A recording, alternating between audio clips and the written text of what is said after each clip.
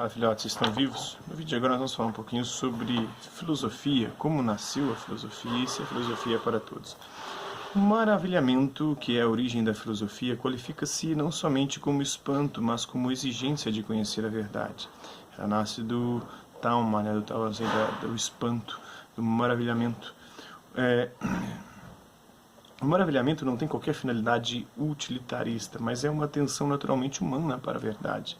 No fundo, poderíamos dizer ainda que o objeto da filosofia é a verdade, ela busca a verdade, esse é o objeto de estudo, ela busca compreender. Não cada uma das verdades que são objeto de atividades espirituais parciais, mas a verdade em sua totalidade, em sua globalidade. Certamente não uma verdade considerada como produção, construção humana, mas aquela verdade que, para usar a penetrante expressão de Baruch Spinoza, manifesta-se a si mesmo. Spinoza fala isso na sua ética, né? Sane sicut lux, sepsam et tenebras manifestat, sic veritas norma sui et falsi est. Então essa é a verdade que se manifesta a si mesma. O homem é um animal para a verdade, na curiosidade da criança, em seu contínuo perguntar por quê. O erro do pragmatismo em filosofia da educação consiste no não reconhecimento de que entre as 5 disposições fundamentais da criança, que devem ser favorecidas, antes de tudo, o amor da verdade é a primeira tendência de toda a natureza intelectual. Isso segundo Jacques Maritain na sua Educação al Bivio da Brescia. Né? Uma bibliografia sobre a vasta produção de Maritain encontra-se em uma monografia, uma monografia do Jacques Maritain, do Franco Morra. Assim como na pesquisa paciente e desinteressada do cientista, exprime-se a mesma tendência para saber como as coisas são. A filosofia, que é por sua natureza a contemplação, tem por objeto a verdade. E a verdade não é produzida ou inventada pelo homem, mas descoberta e encontrada. A etimologia da palavra com a qual os gregos indicavam a verdade ajuda-nos a entender este conceito. Verdade em grego é aletheia, isto é, o não escondimento, tirar o véu, a revelação do que estava oculto por debaixo de uma cortina. Obter a verdade não significa produzir algo de novo, mas eliminar os obstáculos que nos permitem ver as coisas como são por si mesmas. O escultor, quando produz a estátua, retira da peça de mármore tudo o que impede a estátua de mostrar-se, ou de mostrar a sua forma, né?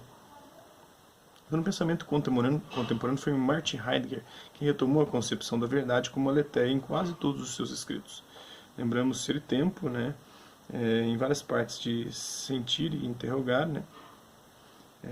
Um ensaio sobre o título de aletheia, também escrito, né? Referindo-se ao fragmento 16 de Heráclito, está no volume Saggi Discorsi, do italiano, né? Ainda sobre a essência da verdade, Ser e Tempo, conferências e escritos filosóficos, entre os quais o ensaio sobre a essência da verdade, e tradução e notas de Enid Stein, está na coleção dos pensadores, essa aqui, né? Uma das maiores obras de filosofia de todos os tempos, a Metafísica de Aristóteles, começa com essas palavras: todos os homens têm, por natureza, desejo de conhecer.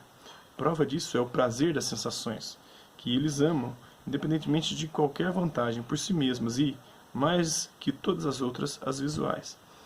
Isso para nós ocidentais, eu sou muito mais visual do que auditivo. Os orientais valorizam muito mais a audição do que a visão.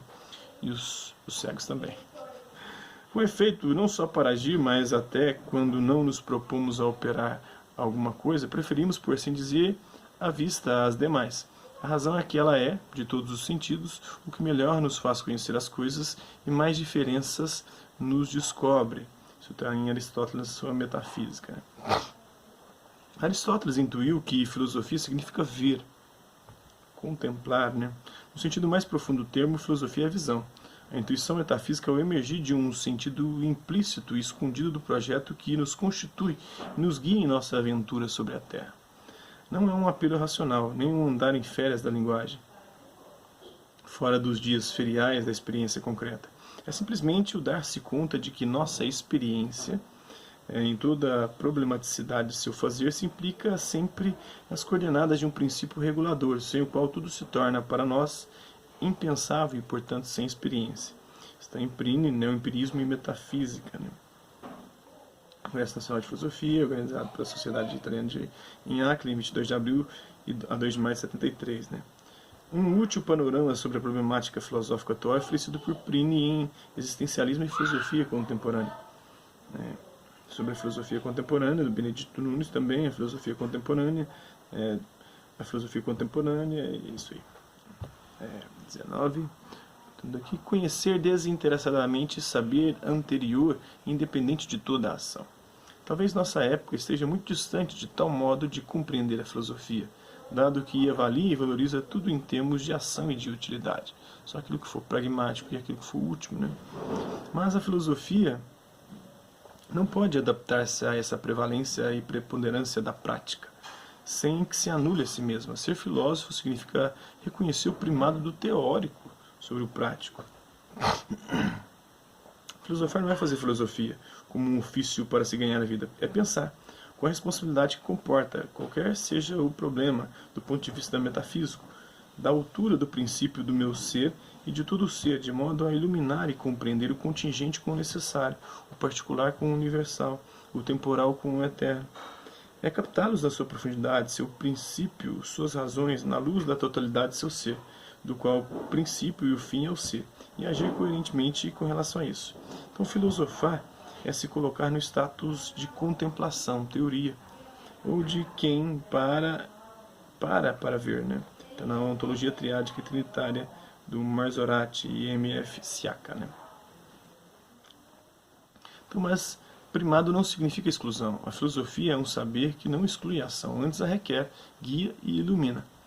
O desinteresse do filósofo, de resto, não é um pressuposto, mas um resultado. Somente com exercício constante o filósofo consegue se elevar acima das preocupações contingentes e dos cálculos utilitaristas. Platão indicou admiravelmente: a filosofia é a ascese, é a ascensão, é a subida, é distanciamento do mundo sensível, né? Do mundo do interesse e tensão para a pura e imutável verdade. Platão não excluía o empenho social e político. Antes, a tal ponto o preocupava que não hesitou em fazer 3 viagens à Sicília somente na esperança de realizar uma tarefa política. Então, recordemos algumas obras gerais para um primeiro contato com a figura e o pensamento de Platão.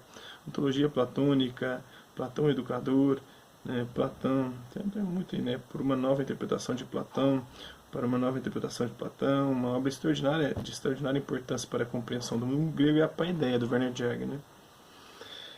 Que mais? Que é um estudo sobre a formação do homem grego. Como introdução à obra de Platão em português, vê o Victor Goldschmidt, A Religião de Platão, e é já citada a obra do Giovanni Reale, né, História da Filosofia Antiga, volume 2. Os já citados para uma nova interpretação de Platão, Platão por mitos e hipóteses, introdução à leitura de Platão.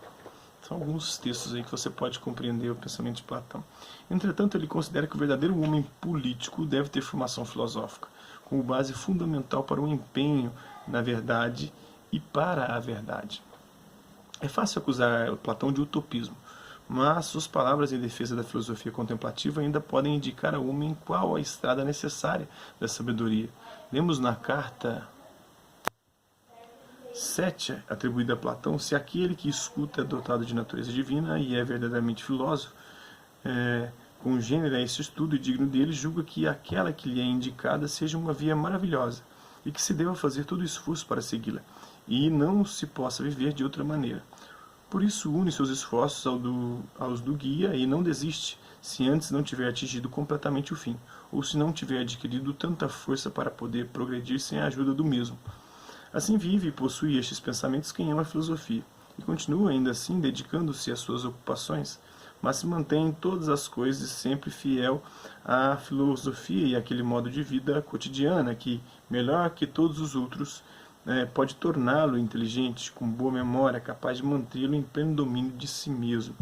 Isso está em Platão na carta 7. O problema da autenticidade das 13 cartas atribuídas a Platão é constantemente debatido. Entretanto, quase todos os críticos consideram seguramente de Platão as cartas 7 e 8.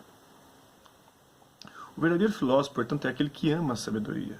Platão está no Fedro. Chamá-lo sábio parece-me excessivo, sendo conveniente somente a um Deus, o ser sábio.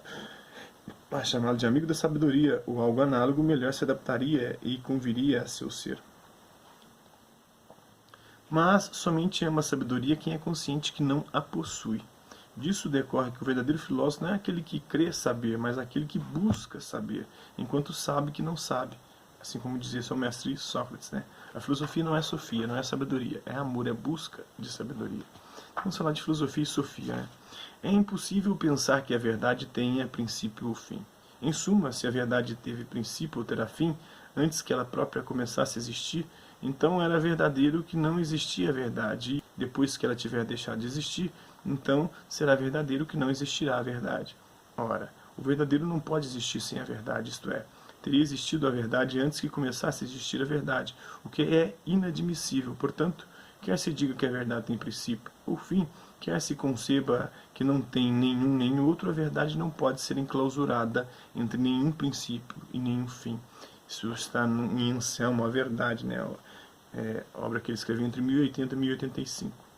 Sócrates, de súbito, dispunha suas interrogações de modo que induzissem os interrogados a fazer concessões, que continham o ponto de vista oposto daquele de onde tinham partido. A meta a que ele tendia, de modo particular, era, portanto, aquela de criar um estado de incerteza e de confusão da consciência mesma. Ele pretende com isso despertar um sentimento de vergonha e fazer com que se perceba como aquilo que tomávamos por verdadeiro não mais o seja, do que deveria surgir. Então, a necessidade de tomar mais cuidado com o conhecimento.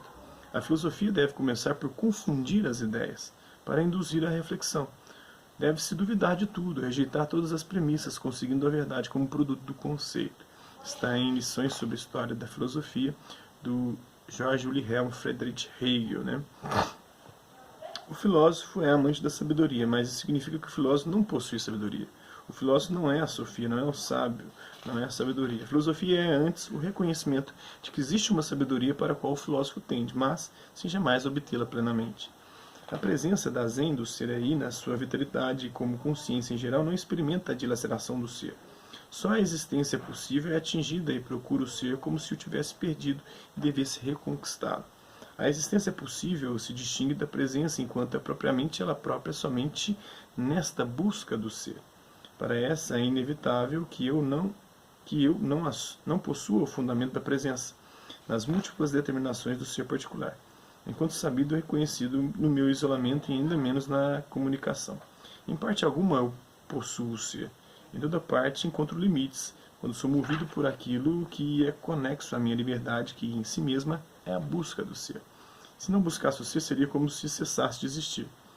Se tenho a impressão de encontrá-lo na historicidade de minha presença ativa, devo vê-lo sempre escapar quando, filosofando, tento agarrá-lo. Isso está na Metafísica do Karl Jaspers, né?